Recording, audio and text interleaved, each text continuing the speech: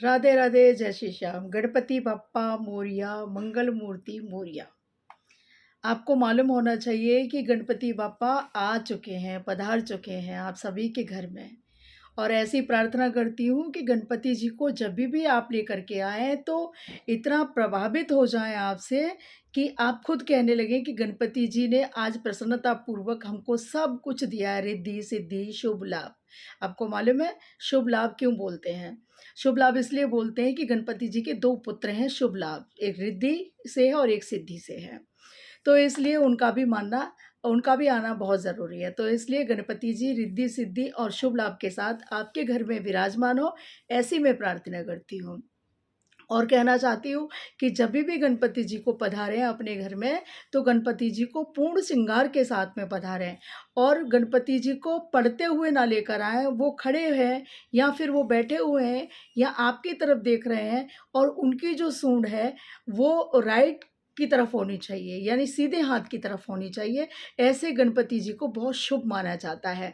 और कहते हैं ना कि गणपति जी हमारे विघ्न के कारक भी हैं, विघ्नहर्ता भी हैं, विघ्न को काट देते हैं, विघ्नों को हर लेते हैं। तो इसलिए इनके पास जो शक्ति है वो किसी देवता के पास नहीं है, क्योंकि सर्वप्रथम हमारे पूजनीय गणपति भगवान ही है।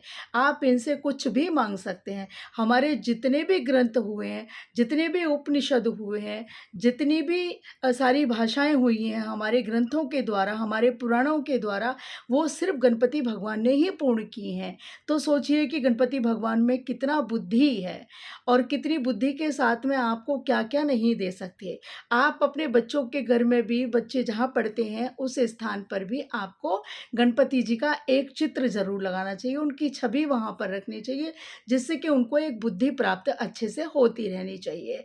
और गणपति जी को इसीलिए उनकी प्रखर बुद्धि के कारण, वो बुद्धिमान हैं, इसी के कारण उनको पूजनीय माना गया है। जितने भी देवी देवता हैं इसीलिए उनको प्रथम पूजनीय कहते हैं। इनको पूरे श्रृंगार के साथ में, पूरा श्रृंगार हो, बैठे हुए हों या खड़े हुए हों तो और भी अच्छा है, क्योंकि खड़े हुए जो गणपति जी होते हैं वो आपके लिए अग्रसर रहते हैं हर काम करने के लिए। तो इनको क्या है, अक्षत यानी चावल टूटा हुआ नहीं होना चाहिए। इनके मस्तक पर तिलक लगाएँ कुमकुम से, हल्दी से, रोली से और मोली से। मोली का वस्त्रों का जो धारण कराते हैं वो मोली के द्वारा कराते हैं, यानी कलावे के द्वारा। तो ये सब चीज़ों को रखना ज़रूर चाहिए और इनके साथ में पान, सुपारी और मिष्ठान, ख़ास तौर पर मोदक के लड्डू। मोदक के लड्डू गणपति जी को बहुत प्रिय हैं।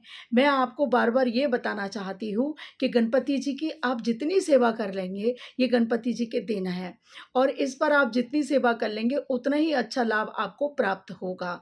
तो गणपति बाप्पा मोरया करते हुए मैं यहाँ पर अपनी अभिवाणी को विराम देती हूँ। कल एक नए सब्जेक्ट के साथ में, नई चीज़ के साथ में और नए ग्रहों के साथ में और गणपति जी के बारे में और अच्छी कहानी सुनाने के लिए दोबारा कल फिर प्रस्तुत होंगी। अभी तक के लिए मुझे आज्ञा दीजिए। गणपति बाप्पा मोरया, गणपति बाप्पा मोरया।